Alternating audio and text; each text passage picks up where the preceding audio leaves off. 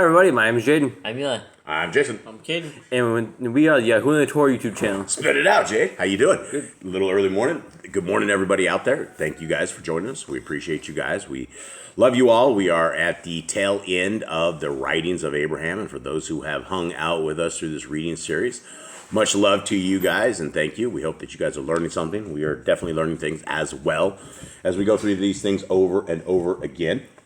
Now, Eli, what happened to your head? What? Oh, the sting. Is there even anything out? Looks like Quasimodo. Poor kid came out looking like Quasimodo this morning, unfortunately. Can you just see anything? Actually, I can't. But tell me about you getting stung last night. There's like something big and black, probably like a bee or something. In our house, at night, in our room. It's like, I don't know, like 8:30 or something. Yeah. And I'm just doing the Bible, probably I'm reading. All of a sudden, it just comes up and lands on my face. I thought it was like a moth or something, so I slap it off. And it stings me in the face and on my finger at the same time. That's welcome to the house in the jungle. Yeah, we live with ants. We live with dogs.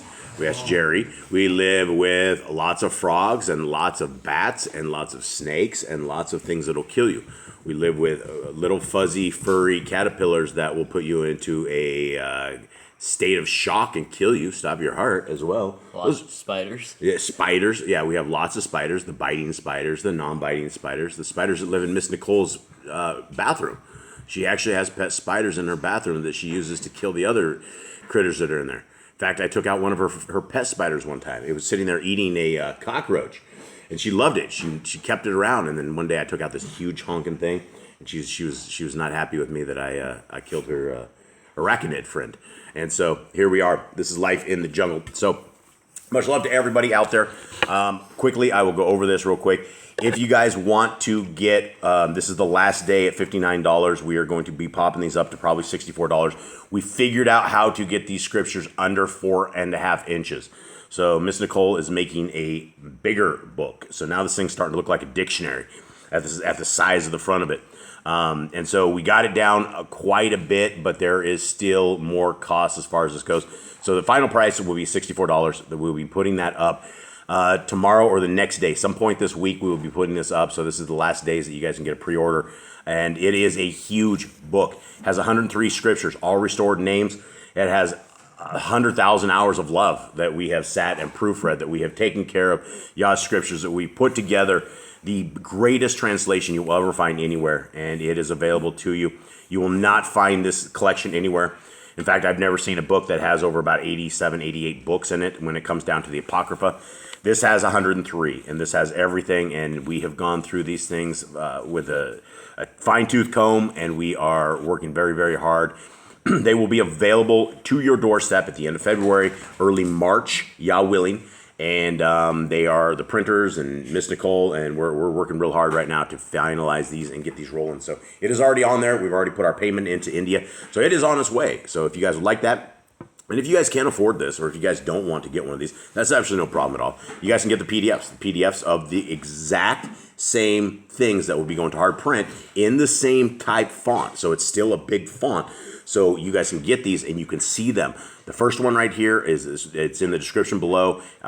It's the 66 book. The other one is the 37 book, and it is. We're going to be putting a brand new revision out probably in the next under a week or so, and it will have the final two revisions of both of these that they are prior to us going to print. So those will be available free to everybody. As always, the Word of our Creator is free to everybody, and we hope that people will read it, and we hope that people will. Embrace their lives, make their lives better by keeping the laws, statutes, and commandments, and by understanding the heart, mind, and soul of our Creator.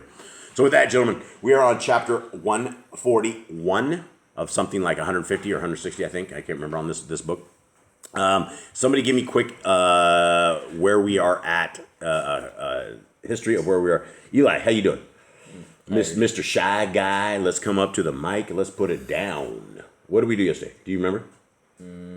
Are you on the spot? I think I've forgotten. Do you feel like you're on the spot? No. Do you feel easier than you do now talking? No. So Eli's the shy guy. Let me tell you about the shy incident I had one time on this bus. So I was going on this bus, and I don't speak hardly any Spanish, whereas the kids all speak a lot of Spanish. Eli is so shy, he refuses to talk to anybody. He will talk. This was like 5 years ago. This is like 5 years ago. I didn't know Spanish then either. He did know Spanish then. He talks 5,000 miles an hour here at the house. So I'm on this bus, right? This huge bus. We're trying to get from point A to point B. And this bus driver guy comes back and starts yelling at me in Spanish. And he's saying something. And I look down to Eli. And Eli's just sitting there smiling at this guy. He's just smiling up. He doesn't say a word. I'm like, Eli, what did this guy say? The guy says it again. I can't go anywhere. I'm stuck right where I'm at because I don't know if I'm supposed to go back. I don't know if I'm going to go to the side. I'm like, Eli, what did this guy say? And Eli just sits there with this big grin and just smiles at this guy. Shy guy, right? Finally, I'm like, Eli, what is this guy saying? And do you remember reading what he was saying? I think he said there's seats in the back. He was telling us there were seats in the back. And I'm just standing there hanging on for dear life.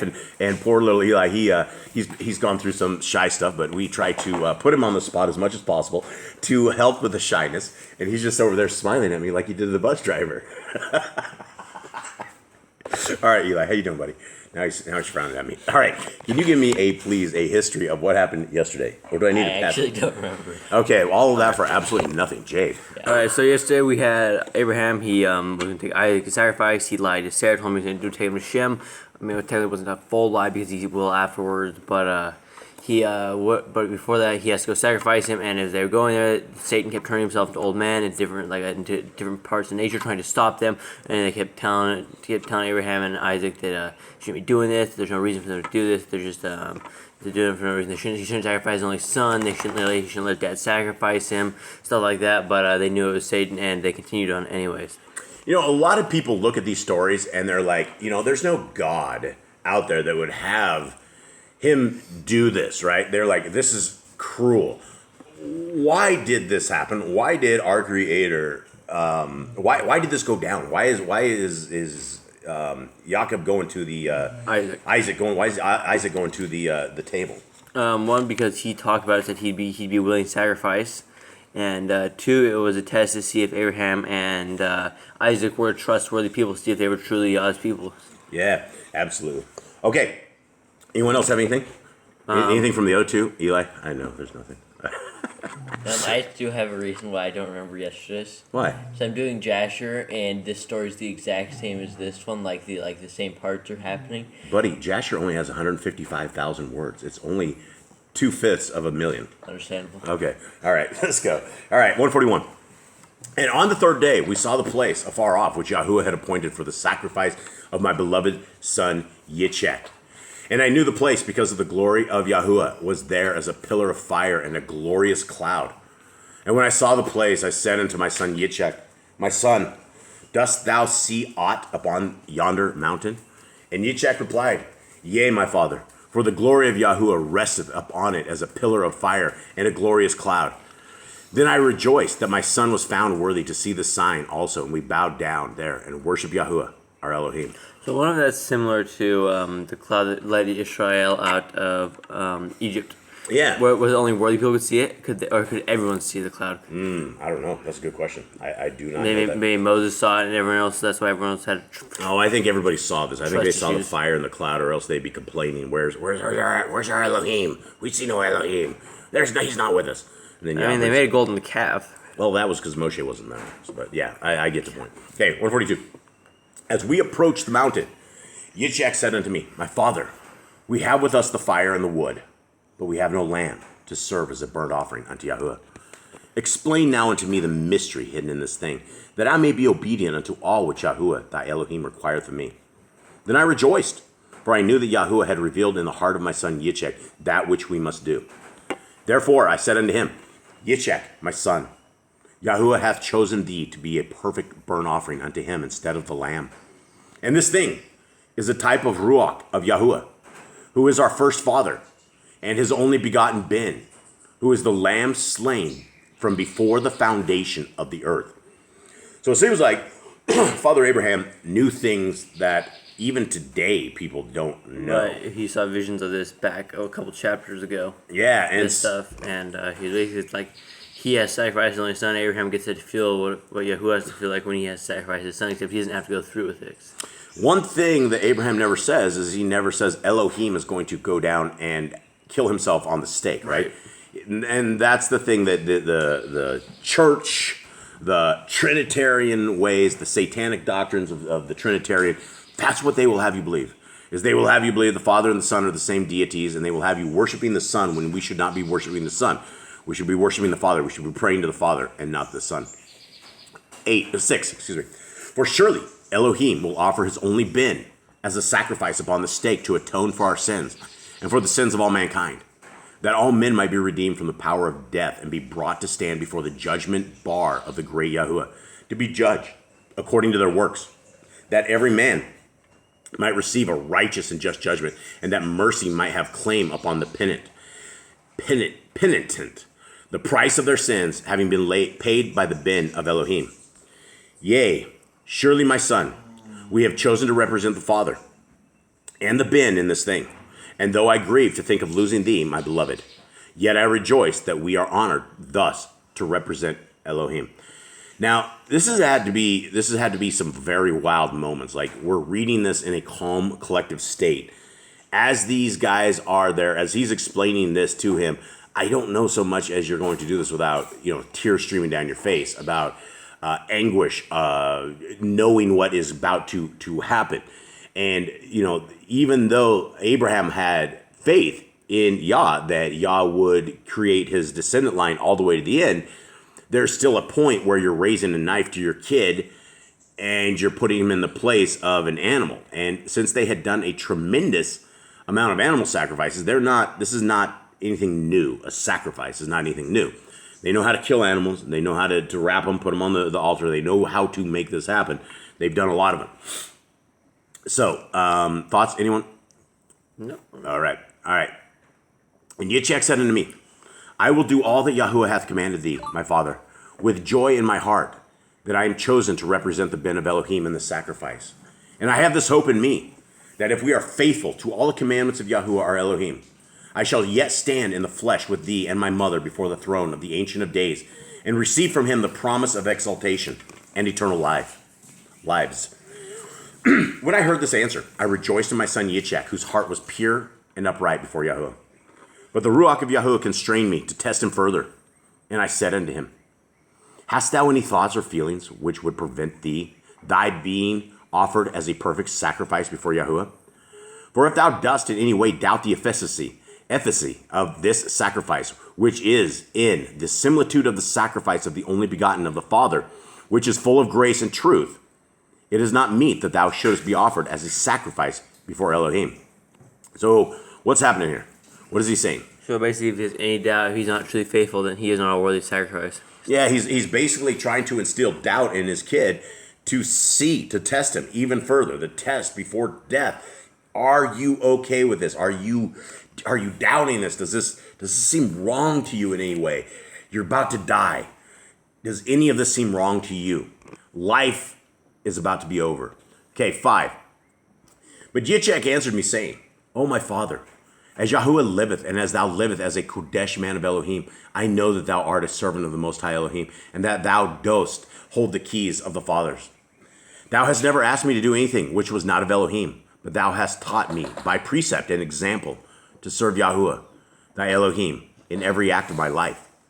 Shall I then shrink from being offered by thee as a sacrifice unto Yahuwah, thy Elohim? Nay, but I shall rejoice forever to have been so honored. Baruch is Yahuwah, thy Elohim, who hath this day chosen me to be sacrificed as a burnt offering before him. All right, boys. Did any one of you guys think that you guys will be walking into this particular arrangement with the same kind of mentality? Anyone? Honestly, no, probably not. I'd probably be very nervous. Very nervous. Yeah, very nervous. Jebs. Jay. I don't know. I don't think I'd be okay being sacrificed. I don't know. Eli? Yeah, I don't think I'd be too good with it. Would you guys be willing to be sacrificed for Yah? If Yah said I'd go to sacrifice, I'd go to sacrifice. You do it? Yeah, I'd probably still be nervous though. Yeah, absolutely. Yeah, who wouldn't be nervous? I mean, you'd have to be like a crazy person not to be nervous over this. I mean, you'd be like a psychopath. 144. Thus we came unto the place which Yahuwah had appointed for the offering of my son, rejoicing in the glory of our Elohim. Yet I did weep at the thought of losing my beloved son Yitzchak, and at the knowledge of the pain this would bring to his mother Sarah, for their souls were united as one. Nevertheless, my heart rejoiced that I was chosen with my son for this Kodesh ordinance, that we might thereby magnify the name of Yahuwah. I think we'll do one more chapter on this, but I would like to relate something that when I had to take my beloved best friend Panthro in for his final moments, I was crushed. My heart was crushed. My soul was crushed, and I'm still crushed to this day. I'm still crushed. It'll never be okay. It gets better, but it'll never be okay. And the entire drive, it was about a 40-minute drive. The entire drive, I was just in tears all the way to the table. I was in tears all the way to when we got back home with our dead buddy. It was crushing, right? Completely crushing. And the fact that our forefathers was able to pass this kind of a test when I could barely even pass the test with my dogs is something that we have to understand who and why these people are who and why they are acceptable before Yah in this situation and all the situations. And let's just read 144 and then we'll end this. Thus we came unto the place which Yahuwah had appointed for the offering of my son, rejoicing in the glory of our Elohim. Did I do one? Is this the same one? Okay. 145. Only 145? Yeah. Okay, 145. That's the one. Sorry, guys. And kneeling in prayer unto Yahuwah our Elohim, Yitzchak and I constructed an altar before Yahuwah. And I laid the wood in order upon the altar which we had built. And Yitzchak lay upon the altar, and I bound him there. And he said to me, bind me securely, lest I move beneath the force of the knife and profane the offering before Yahuwah. So I bound him securely, that he could not move upon the altar. And as I wept as I prepared for my son for the sacrifice, and Yitzchak wept with me. Yet our hearts rejoiced to have been found worthy of this great baraka. All right, so there you go. That is the story of Abraham and Isaac, and coming soon Jacob. All these guys, the forefathers who were counted righteous in all that they did, in things of this nature. And as we have this discussion around this table, I'm sure they had that discussion. And I'm sure this whatever this time was back in the days, this very moment, there were some hearts breaking, there were people weeping and people wailing. And it's amazing that a person says things like bind me securely, right? I don't want to jump under once you cut me with the knife. I don't want to be a victim of my fear of being cut and getting stabbed and profane this kind of a sacrifice. And people don't see this. They don't see that our Creator was testing us as a people, testing us. And then what he did is he took his son, Messiah Yahushua, and he did the same thing. And it wasn't just a slight sacrifice. Right? Isaac would have gotten out easy if he would have only been a sacrifice here, because Messiah got tortured, right? He got beat. He got stabbed in the head. He got stabbed in the back. His flesh was ripped out. Everything that he had was annihilated. He was tortured literally to death before they hung him on the tree to finish him off. He had been beaten, and he was beaten for us. And all of this is for us, and it is a gift to us if we are willing to take it, if we are willing to accept the gift that our Creator has given to us, and we accept it by us showing our loyalty to Him by keeping His laws, statutes, and commandments. That's how we know who our daddy is. That's how we know who our Father is. If we do not keep these laws, statutes, and commandments with every fervent being of everything that we have, then we are, by default, walking with Hasatan. And so these are the choices we have. Our Creator has given us time. If you're able to hear this message today, our Creator has given this message to all of us, whenever you guys hear this. Now is a day to accept that our Creator has come, accept His Torah, accept that Genesis, Exodus, Leviticus, Numbers, and Deuteronomy is the guidebook to life and what we need to put every bit of our being upon. And then we have a Messiah, and the Messiah did not come so that we can live in sin. The Messiah came that He would break the curse of our spiritual death through the Torah, because we will all die through the Torah. We will be judged through the Torah, but it is by Messiah that we have hope. So with that, guys, we will leave you with this. We hope that you guys have a wonderful day. We thank you guys again for being part of this family, for being part of us. And Eli, how's it going? Good. Good? What's that guy telling me? All right, guys. Goodbye, everybody. Have a good day. We are out. Well, And that didn't suck.